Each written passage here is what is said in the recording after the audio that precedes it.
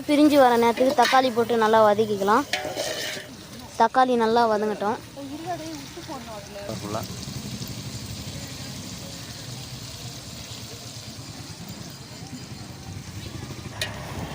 அடுத்து தேவையான அளவுக்கு உப்பு போட்டுக்கலாம். தக்காளி நல்லா வதங்கிட்ட பிறகு கரம் மசாலா போட்டுக்கலாம். அடுத்து மட்டன் மசாலா போட்டுக்கலாம்.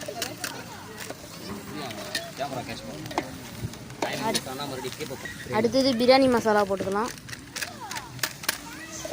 அடுத்தது மல்லித்தூள் போட்டுக்கலாம். அப்புறம் மொத்த மசாலாவும் நல்லா கலரிக்கலாம்.